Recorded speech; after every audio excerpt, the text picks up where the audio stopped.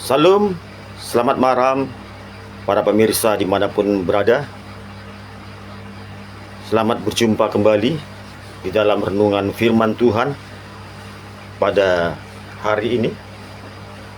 Biarlah firman yang kita dengar nanti, yang hamba sampaikan lewat pimpinan Roh Kudus, dapat kita pahami lebih dalam lagi, dan sehingga kita benar-benar menjadi anak-anak terang dunia.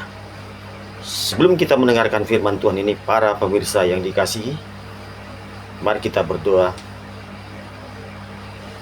Bapa Surgawi, di dalam nama Tuhan Yesus Kristus, terima kasih Tuhan atas kebaikan-Mu Tuhan pada malam ini menjelang pagi hari Tuhan, di mana kami Tuhan untuk mendengarkan sabda-Mu, firman-Mu Tuhan lewat hamba-Mu. Biarlah hamba-Mu dipimpin Roh-Mu yang kudus, sehingga firman yang hamba sampaikan kepada para pemirsa dimanapun mereka berada Tuhan, Engkau berkati Tuhan, sehingga mereka benar-benar hidup di dalam kekudusan Tuhan dimanapun mereka berada Tuhan, dan menjadi anak-anak terang dunia Tuhan. Terpujilah Engkau Roh Kudus, Bapa Surgawi, Bapa yang kekal, Allah kami yang hidup. Hanya dalam nama Tuhan Yesus Kristus kami sudah berdoa dan mengucap syukur. Haleluya, amin. Salam damai sejahtera bagi para pemirsa dimanapun berada. Kita akan mendengarkan renungan firman pada malam ini yang terambil daripada Efesus 5 ayat 2. Kita masih berbicara seputar tentang persembahan, supaya lebih matang lagi, lebih dalam lagi kita mengenal akan firman Tuhan. Bagi yang membuka handphone maupun Alkitab, bisa dibuka walaupun tidak mempunyai Alkitab atau laptop saat ini, biar saya membacakannya lewat hafalan yang hamba telah baca tadi, sehingga hamba menyampaikannya lewat hafalan juga.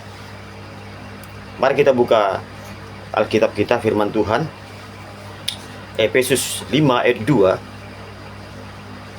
Dan hiduplah di dalam kasih, sebagaimana Kristus telah mengasihi kamu dan telah menyerahkan dirinya kepada kita sebagai persembahan dan korban yang harum bagi Allah.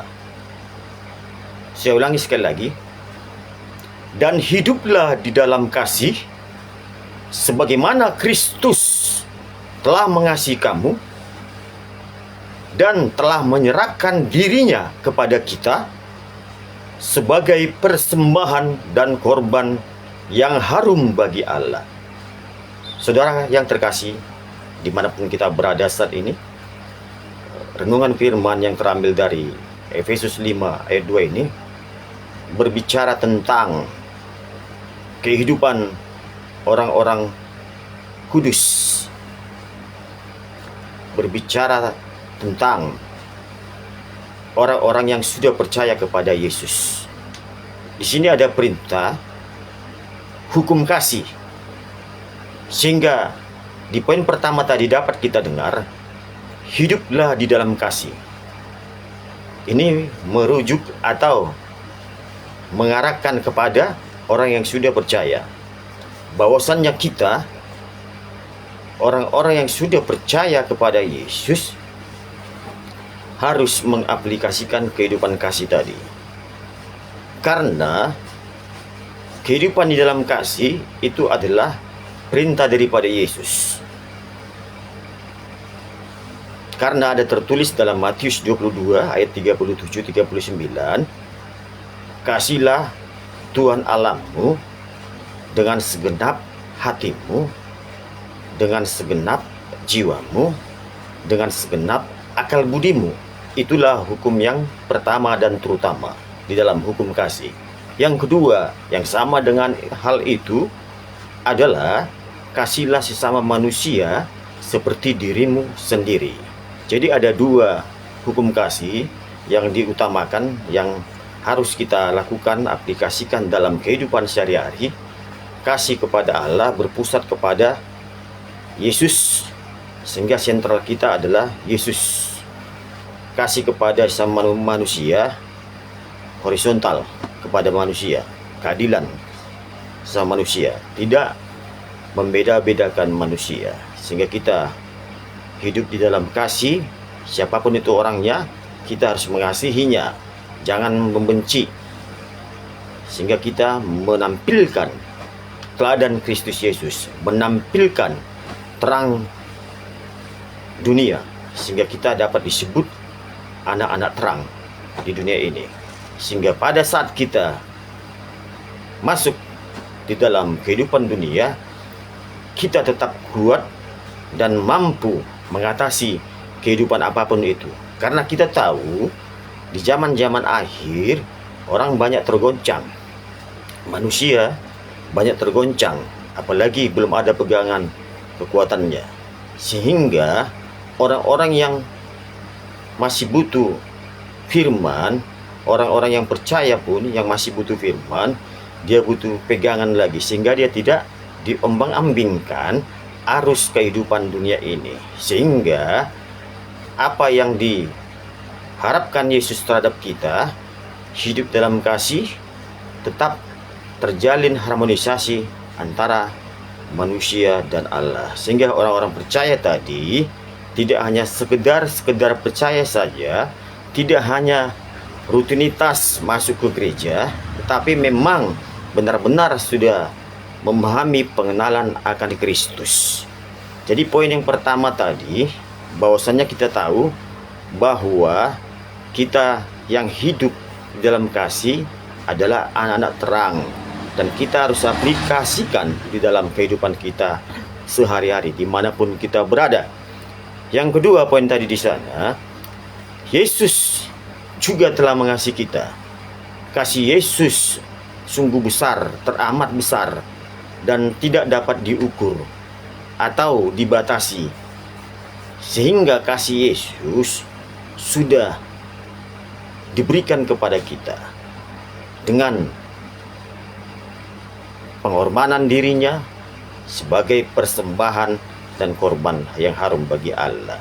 Kasih Yesus yang begitu besar kepada kita, jangan kita abaikan, jangan kita sia-siakan, jangan lagi kita hiraukan. Artinya kita selama ini mungkin percaya kepada Yesus, tapi pada dasarnya kita suam-suam kuku, ataupun ya sekedar percaya Yesus saja, tapi tidak mengaplikasikannya dalam kehidupan sehari-hari. Hanya sekedar rutinitas datang beribadah ke gereja, tapi tidak mendapatkan apa yang diharapkan Yesus. Sedih sekali kita mendengar jika ada anak-anak Tuhan yang mengalami hal yang seperti itu. Yang ketiga, poin yang ketiga, kita tidak usah panjang-panjang mendengar renungan firman ini. Sentralnya adalah supaya kita tetap hidup dalam kasih, kita harus mengingat dan melakukannya apa yang dikatakannya. Yesus sudah menyerahkan dirinya sebagai persembahan dan korban yang harum wangi, yang menyenangkan Allah, wanginya, harumnya. Itulah yang harus kita ingat dan kita aplikasikan perintahnya. Persembahan dan korban itu berbicara tentang bahwasannya dia sudah menggenapi segala persembahan dan korban. Dia sudah menggenapi sempurna apa yang dikehendaki Allah. Dia sudah menggenapi semua apa yang berkenan kepada Allah, sehingga dialah korban yang sempurna. Tidak ada yang lain, tidak bisa ditambah-tambahkan lagi, ataupun tidak bisa dikurang-kurangi lagi. Jadi persembahan Yesus dan korban yang harum yang diberikannya kepada Allah itu sudah final. Arti final di sini finish. Tidak bisa kita tambahkan lagi. Misalnya ya mungkin kurang, ya kita tambahin lagi dikit ya, seperti ini. Tidak usah. Karena liturgika persembahan material itu tidak dikehendaki Yesus ataupun Bapa lagi sebagai persembahan korban yang harum. Tidak. di dalam liturgika tidak dikendaki Bapa lagi. Kalaupun seandainya pun dikendaki Bapa, tentulah liturgika PL waktu sebelum Yesus datang, sebelum Yesus turun ke dunia ini, tentu itu sajalah yang dipakai, yang dilakukan orang-orang PL. Seandainya harum itu dianggap sebagai persembahan korban yang dibawa orang-orang penyajian baru saat ini, dan saat ini kita pasti tahu dalam liturgika masih dilakukan itu, tentu Yesus tidak usah datang 2000 tahun yang lalu. Kalau memang itu masih dianggap sebagai liturgika kepada Allah. Sering kita dengar dalam ibadah kebaktian apapun itu, tiba saatnya kita akan memberikan persembahan yang terbaik kepada Allah. Pasti suka mendengar dimanapun itu sinode tempat organisasinya dalam beribadah, pasti itu ada diungkapkan di atas altar dari depan mezbah. Pasti kita mendengar tiba saatnya kita akan memberikan persembahan yang terbaik kepada Allah. Yesus tidak mengharapkan itu lagi. Allah Bapa di surga tidak mengendaki itu lagi, karena sudah diselesaikan Yesus. Tadi sudah kita bacakan dalam Efesus 5 ayat 2, Dialah sebagai persembahan dan korban yang harum bagi Allah. Tidak ada yang lain. Tidak bisa ditambahkan. Dalam penebusan dosa-dosa manusia, hanya Yesus satu-satunya jalan dan kebenaran dan hidup. Tidak ada yang lain.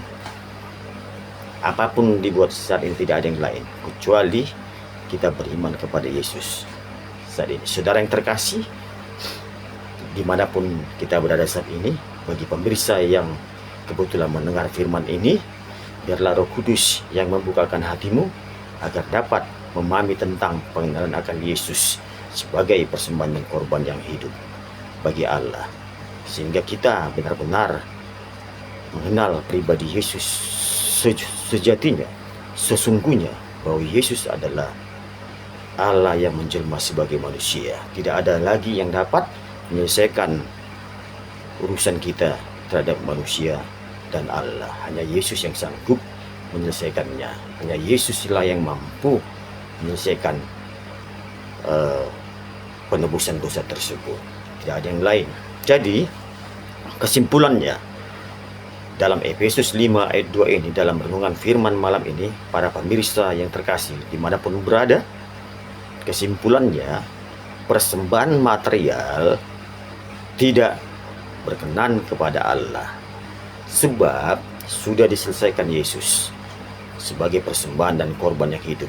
Mau kita bawa pun saat ini persembahan material kita sebanyak mungkin, tak berarti lagi itu.